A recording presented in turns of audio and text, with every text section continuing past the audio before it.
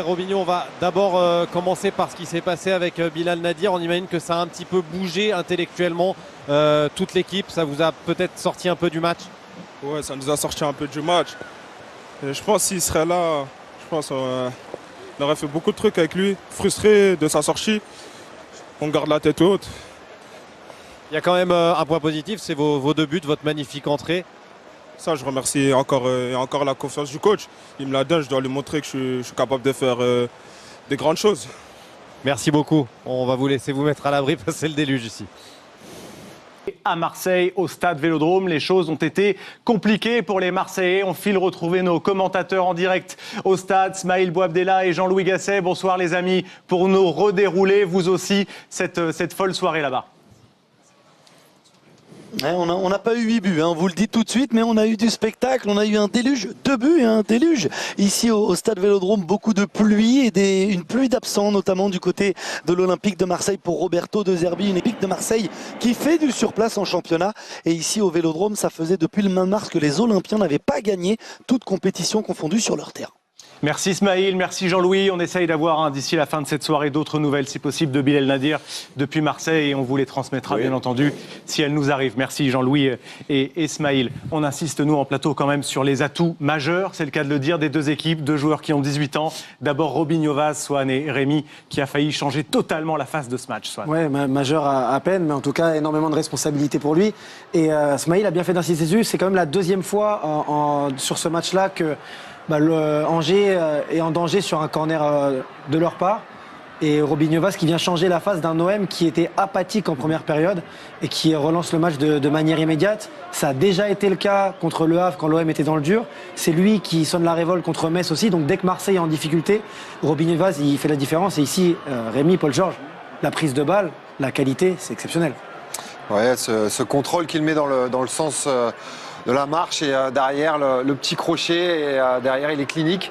Un garçon qui donne beaucoup d'énergie à son équipe. Depuis le début de saison, De Zerbi fait appel à lui souvent pour essayer de changer un peu la physionomie du match.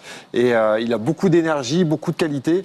Et c'est lui qui fait basculer au niveau offensif ce soir pour l'Olympique de Marseille.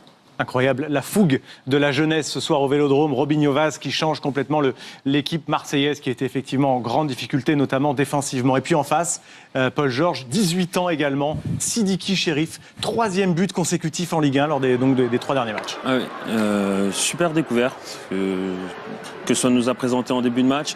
Sur son but, la course qu'il fait et surtout résister à Naïf Aguer qui, comme a dit Jean-Louis, est un défenseur assez expérimenté. C'est très très fort, surtout que derrière il arrive à garder la lucidité pour également tromper Geronimo Rulli. Ce qui est impressionnant à ce moment-là, moi je te rejoins Paul Georges, c'est cette capacité à garder son défenseur derrière lui avec son bras gauche et faire en sorte de le caler derrière lui en fait. Il avait vraiment fait énormément de mal en première mi-temps à cette défense de l'OM. On aurait dit Adriano Flèche Rouge dans PES à ses grandes années. Mais ça vient finalement résumer une première mi-temps où l'OM est passé complètement à côté. Et Smaïl et Jean-Louis en parlaient. Oui, il y a eu des bons changements de Roberto De Zerbi sur la deuxième mi-temps, mais c'est encore une mi-temps jetée à la poubelle pour se rattraper dans des conditions très difficiles. Et il y a un moment où tu n'arrives pas à les gagner, ces matchs-là. Et c'est exactement ce qui s'est passé malgré le Robinho Vaz en mode superstar. Et c'est une vraie contre-performance pour l'OM qui sortait déjà d'une semaine à 2 défaites. Coup d'arrêt clairement pour les Olympiens et coup de chapeau au SCO qui prend un point mérité ce soir au Vélodrome pour les SCOistes. Très clairement, on retourne comme promis à Toulouse. Chose promise, on s'oppose tous à chaud. Oui. Déjà par rapport à la qualité donc de l'adversaire, c'est un match à domicile. Il y a une obligation, j'ai envie de dire, donc de résultats. Et puis après, au vu du contenu, ils étaient menés, une première mi-temps qui était pas à la hauteur justement, donc ils ont su réagir. Revenir dans ce match, mener au score, donc ils ont fait, j'ai envie de dire, le plus dur, mais c'est ce qu'ils font quand même depuis plusieurs semaines lorsqu'ils sont à domicile, lorsque l'adversaire est présumé, j'ai envie de dire, donc moins fort. En tout cas, c'est pas une équipe de calibre européen. Mais lorsque vous jouez les premiers rôles, lorsque vous voulez vous qualifier ou lorsque vous voulez titiller, c'est l'objectif malgré tout le Paris Saint-Germain, ces équipes-là, vous devez prendre des points chez vous à domicile, donc les faux pas sont quasi interdits. La première mi-temps, c'était déjà un faux pas dans le contenu, sanctionné par un but donc du SCO. Et puis même s'il y a eu réaction, concéder effectivement donc l'égalisation, pour moi c'est une défaite. Comment vous ressortez, Dominique, de cette partie-là? Je rappelle simplement que le SCO d'Angers était 15e avant le coup d'envoi et le lancement de cette journée-là. Non, mais évidemment que c'est un point au goût de défaite. Avec un scénario qu'on pensait avoir déjà vu, c'est-à-dire un OM en difficulté contre une équipe plutôt de deuxième moitié tableau. C'était déjà arrivé contre Metz, contre Le Havre, mais ce sont des matchs qu'ils avaient fini par gagner assez largement, sauf que cette fois-ci, ça n'est pas passé. Donc, surtout, voilà. Dominique, quand vous savez que le PSG n'a pas gagné à Lorient, que vous pouvez revenir à hauteur du PSG. C'est une opportunité énorme. Que vous êtes mené, que vous repassez devant et que vous vous faites planter dans le conditionnel, c'est pas possible. Après, rappel important quand même. Ils n'ont pas le droit, les Marseillais, de prendre. Certes, mais Marseille a été mené 1-0. Ouais. Angers a eu des balles de 2-0 en première période. Il y a un but refusé pour Exactement. Donc ce soir, notre question, voilà, est-ce un nul au goût de défaite? Est-ce qu'à contrario, Marseille méritait mieux aussi? Non, pas du tout. Philippe? Pas du tout, mais c'est pour ça qu'on peut même parler de double défaite ce soir pour Marseille, qui a une occasion en or de reprendre la tête du championnat, c'est pas rien, qui a une victoire en main à quelques secondes de la fin, presque inespérée. Alors Philippe, on va se dire les choses, ça fait déjà 3 fois que le téléphone sonne. Non, donc il n'y aura pas de 4e fois. Je reçois des alertes. Donc si vous ne savez pas couper, vous me le donnez, donnez-le-moi. Donnez-le-moi, je vais m'en occuper. Non. Bon, vous savez faire ou pas? Oui, mais oui. Bon, oui. Continuez votre propos, Philippe, quand même. Donc double défaite, parce que première place, et surtout... je vous appelle. Bon, c'est pas grave. Je l'éteins. Et surtout, victoire presque miraculeuse. J'arrive pas. Suivant, donnez-lui. Et surtout, victoire presque miraculeuse. C'est ça qui est le plus important. Qu'il laisse échapper également. Oui. Parce qu'effectivement, l'échec de ce match, il est incroyable. Que de lacunes, quelle faiblesse de l'OM pendant Philippe, une grosse à part le partie petit du match. Robinho Vaz, il n'y a pas grand-chose à ressortir de ce match d'aujourd'hui. Le Robinho Vaz qui est rentré à la mi-temps, qui marque 2 buts, ça pouvait être le héros, mais c'est vrai qu'à part lui ce soir, défensivement, on a vu Aguerd qui a été en difficulté quand même. Ça c'est nouveau en revanche. On a vu Pavard qui est rentré en cours de jeu, qui est un peu fautif aussi sur l'égalisation angevine. Donc non, il n'y a pas beaucoup de points positifs. On a vu la colère d'ailleurs de Roberto De Zerbi sur la fin. Pas mal d'enseignements quand même. Oui, allez-y. De Zerbi, il est obligé de faire 2 changements à la mi-temps. Vous jouez à domicile contre Angers, son équipe n'est pas dominante, il est obligé de taper fort dès le début de la deuxième période. C'est pas normal. Si Marseille veut prétendre à quelque chose cette saison en championnat, ça, ce sont des matchs qui doivent durer une demi-heure en fait. Angers fait un match bien meilleur, bien plus abouti. Collectivement notamment que l'OM.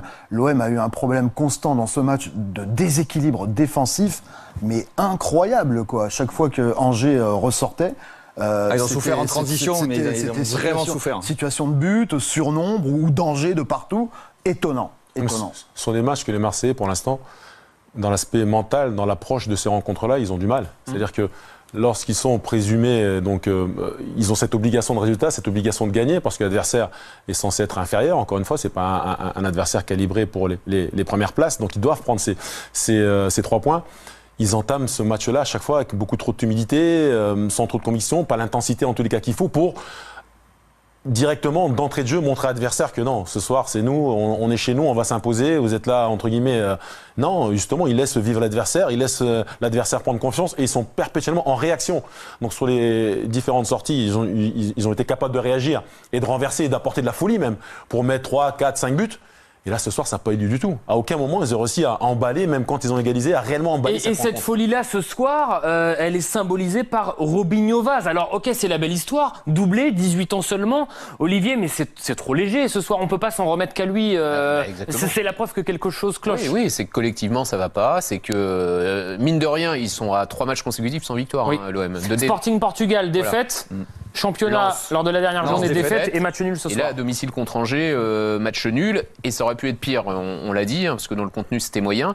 Et oui, offensivement, ça va pas. D'ailleurs, il faudra prendre des nouvelles du petit Nadir là, qui a eu un malaise pendant le match. On ne sait pas trop. On va rester très prudent, il serait sorti conscient. Ce sont les premières infos qui nous parviennent. C'est rassurant, mais en fait, le point fort de l'OM, on a l'impression que c'était quand même derrière, que ça commençait à être, avec les recrues, avec le recrutement, que ça commençait à être on va dire un peu plus solide, et finalement on voit que là, petit à petit, même derrière, ça commence à se fissurer, donc il Parce qu'il y avait des absents, hein, comme par hasard. Oui, il y a eu des choix aussi. Pas de Balerdi. Il y a des choix. Oui, le Pavard choix sur le banc. Voilà, oui, mais c'est des choix de Zerbi, ça. Pourquoi il fait tourner autant? Pavard qui sortait d'un enchaînement très compliqué quand même entre le Sporting et Lens, c'était très chaud. On peut se demander pourquoi il fait tourner autant de Zerbi. Parce qu'il a dû se dire que ça concernait toute son équipe qui remettait en jeu certains joueurs qui ont un peu moins joué et que cette équipe-là avait suffisamment de talent pour venir à bout d'Angers. Il va réfléchir autrement donc maintenant. Mais franchement, la défense était remaniée, mais les deux devant eux, les deux milieux de terrain, Vermeeren et Højbjerg, franchement, ne les ont pas vraiment protégés non plus. Hein. Vermeeren est encore sorti à la mi-temps. Qui sort encore à la mi-temps, franchement, waouh. Plusieurs choses quand même.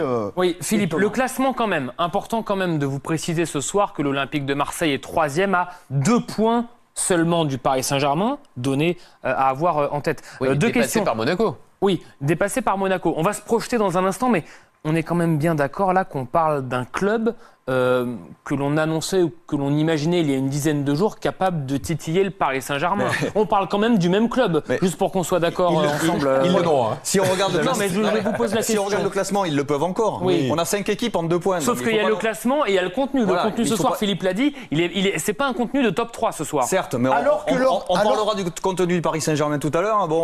C'est peut-être pas un contenu de leader. Voilà, merci. Non, mais alors que malgré les 2 défaites précédentes, le contenu à l'OM n'était pas du tout catastrophique. Il y a eu des faits de jeu, jouer à 10, etc. C'est dans une spirale un peu négative. Mais là, ce soir, dans le contenu, ça va pas. Ok. Et moi, je me demande si le problème, c'est pas de Zerbi, en fait. J'ai l'impression que c'est peut-être lui, pas le point faible quand même, on va pas aller jusque-là, mais est-ce que c'est pas lui qui fait un peu déjouer son équipe depuis quelques matchs? En tout cas, des choix au Sporting, ça tourne beaucoup. Ce soir, par ses choix, effectivement, il a fait souffler beaucoup de joueurs et c'était peut-être trop.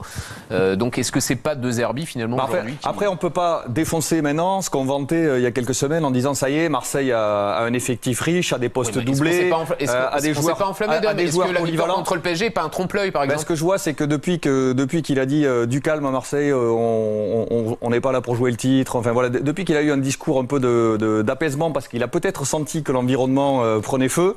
Marseille a du mal à avancer. Quoi. Bonne question quand même. Un peu perdu fil. Est-ce que Paris n'était pas un trompe-l'œil finalement? Je me permets de reprendre la question d'Olivier, Philippe. Non. La victoire contre Paris, franchement, elle est super probante. Oui, est-ce que c'est pas un trompe-l'œil pour la suite? Est-ce qu'ils n'ont pas tout donné sur ce match-là? Tout ce que ça a provoqué dans l'environnement et peut-être dans le groupe. S'il n'y a pas l'erreur de Chevalier, c'est peut-être pas une victoire. Non, mais ça fait 14 ans. Ça fait 14 ans qu'ils ne battaient pas le PSG à domicile en championnat, ils le font, la victoire elle n'est pas volée, il y a eu une erreur d'un gardien, ils ont marqué, ils ont tenu, ils ont été solides, ils ont battu Paris. C'est pas tellement le contenu de ce match qui a eu une incidence, c'est la répercussion, l'impact de battre Paris. Mais non, puisque Marseille, évidemment que tout le monde se dit... Mais il y a encore 15 jours, Marseille était leader du championnat, vous étiez tous super contents et super optimistes. On s'enflamme pas trop, mais est-ce qu'on s'est pas enflammé de dire tout de suite « Ah, ça y est, ils peuvent être champions » parce qu'ils ont battu une fois le PSG et parce que derrière ils ont gagné 3 matchs. Je crois que le problème essentiel de Marseille n'est pas du tout d'être champion de France. Ah bon? Le problème c'est d'être qualifié chaque année en Ligue des Champions. Donc ce soir, c'est pas leur objectif d'être champion de France. Ça, d'accord. C'est nouveau. Je parlais de double échec. En fait, c'est un triple échec ce soir. Parce que le problème, c'est pas tant que Marseille ne reprenne pas la tête du championnat, c'est qu'il soit dans un peloton hyper dense avec plein de concurrents à hauteur de points, ou à moins 1 point, ou à moins 2 points. Ça c'est dangereux pour eux et ça va les énerver. Ouais, mais est-ce que Marseille ne devrait pas, j'ai envie de dire, pas surnager, mais profiter justement d'un Monaco qui connaît un début de saison difficile, d'un Lille qui est un peu en dents de scie, d'un Paris Saint-Germain qui est leader mais sans convaincre. Il y a beaucoup de prétendants qui justement sont là dans le peloton mais qui ne convainquent pas. Est-ce que Marseille c'était pas une opportunité justement pour avoir une forme de continuité? Ils n'ont pas le droit de laisser passer autant d'occasions. Factuellement, pour vous faire plaisir, nous en sommes à 3 occasions gâchées consécutives, 2 en Ligue 1.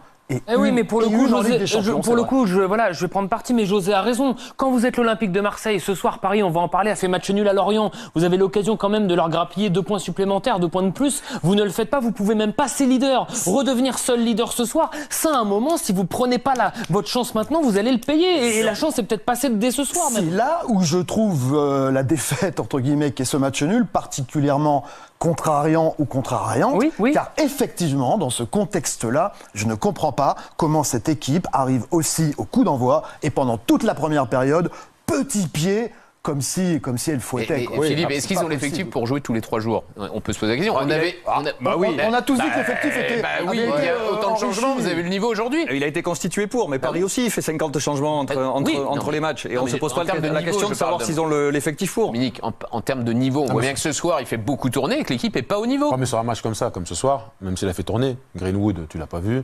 Aubameyang, tu l'as pas vu. Chao, tu l'as pas vu. Donc, d'où la question que je me pose, est-ce que jouer tous les 3 jours, c'est pas trop pour cet effectif et pour certains joueurs?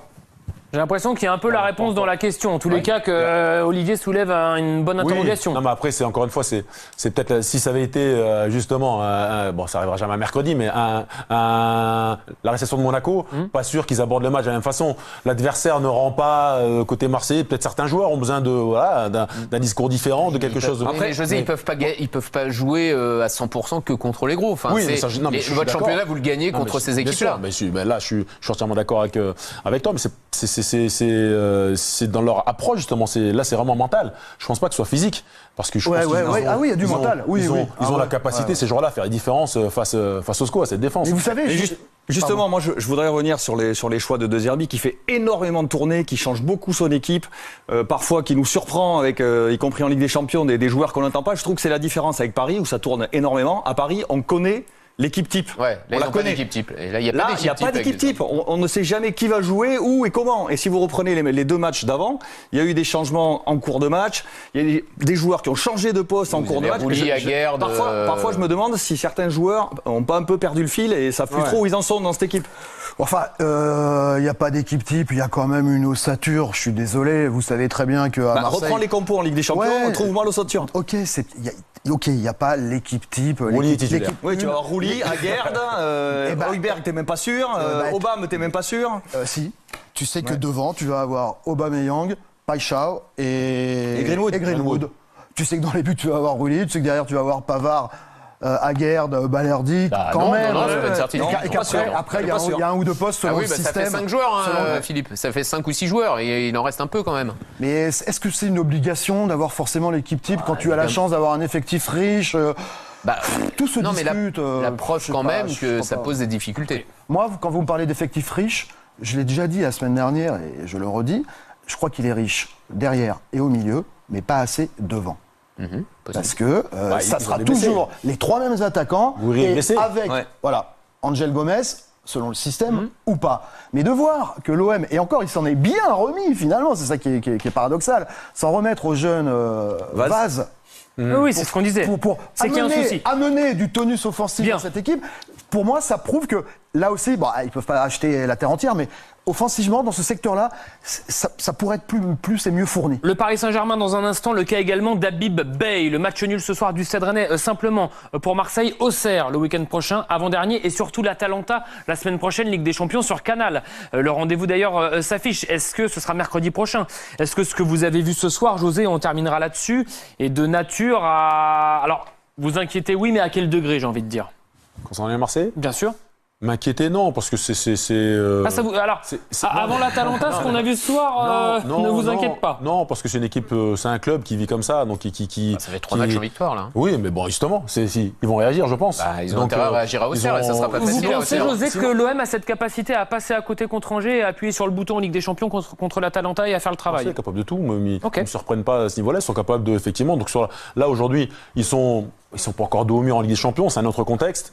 C'est une compétition qu'ils sont contents de retrouver. Ils vont approcher ce match-là totalement différemment que cette entame justement de ce soir. Donc, moi, ce sera pas du tout le même match. Le problème, c'est qu'il va pas vraiment pouvoir mettre une équipe B contre Auxerre. Il va être obligé de mettre une grosse équipe contre Auxerre 3 jours avant l'Atalanta, parce que là, il faut se relancer à un moment donné.